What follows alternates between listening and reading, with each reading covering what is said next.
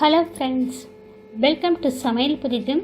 இன்றைக்கி நம்ம வீடியோவில் பார்க்க போகிற ரெசிபி சாதம், சப்பாத்தி, இட்லி, தோசை, பரோட்டா, ரொட்டி, ஊத்தப்பம் இது எல்லாத்துக்கும் வச்சு சாப்பிட்ற மாதிரி ரொம்ப அருமையான சுவையில் சைடிஷ் ரெசிபி பார்க்க போகிறோம்.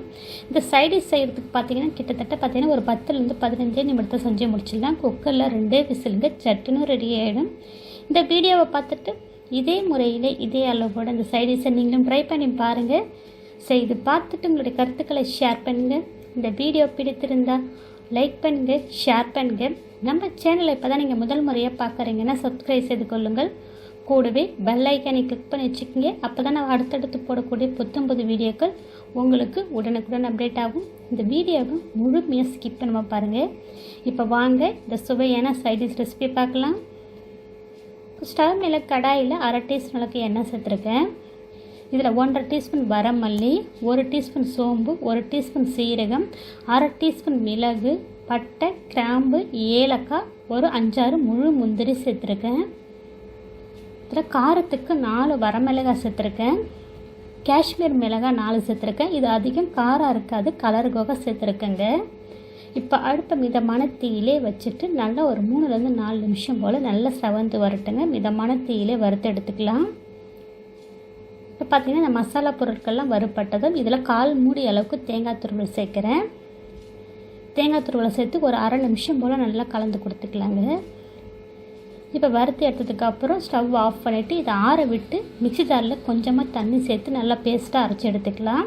இப்போ ஸ்டவ் மேலே குக்கர் வச்சுருக்கேன். குக்கரில் 2 டீஸ்பூன் எண்ணெய், 1/2 டீஸ்பூன் சோம்பு, கொஞ்சமாக கல்பாசி, பிரிஞ்சி எல்லாம் சேர்த்துருக்கேன்.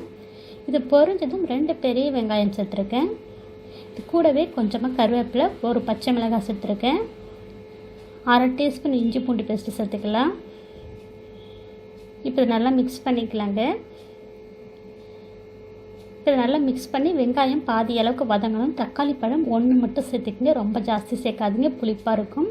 ஒரு தக்காளி பழம் சேர்த்து நல்லா வதக்கி எடுத்துக்கலாங்க. வெங்காயம் தக்காளி வதங்கினதும் இதில் நம்ம சுரக்காய் சேர்த்துக்கலாம். சுரக்காயினுடைய அளவு 1/4 கிலோங்க. சுரக்காவை மேல் பாகம் அந்த தோலெல்லாம் சீவிட்டு நல்லா பொடியாக கட் பண்ணி வச்சுருக்கேன்.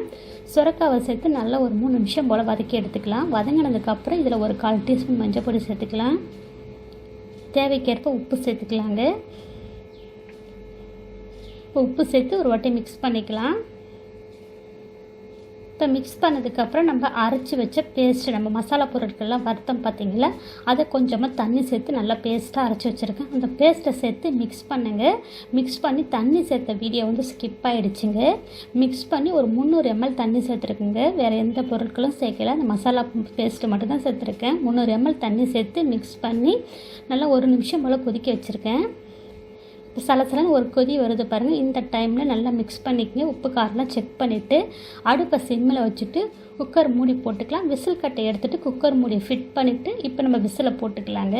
விசிலை போட்டு அடுப்பை மீடியம் ஃப்ளேமில் வச்சுட்டு 2 விசில் விட்டுடலாங்க.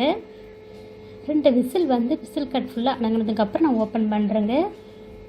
நம்மளுடைய சுரக்காய் கிரேவி ரெடி ஆகிடுச்சுங்க. போதே சுவைக்க தூண்டும் இந்த சுரக்காய் கிரேவியை செய்து பாருங்கள், ரொம்ப அருமையாக இருக்குங்க. சுரக்காய் பிடிக்காதவங்களுக்கு கூட இந்த முறையில் நீங்கள் செய்து கொடுத்தீங்கன்னா ரொம்ப விரும்பி சாப்பிடுவாங்க. இதில் சுரக்காய் சேர்த்த மாதிரியே தெரியாதுங்க, அவ்வளோ ருசியாக இருக்குங்க.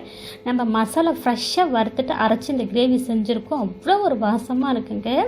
இப்போ இதில் கொஞ்சமாக மல்லித்தழை சேர்த்துருக்குங்க. சேர்த்து மிக்ஸ் பண்ணிக்கலாம்.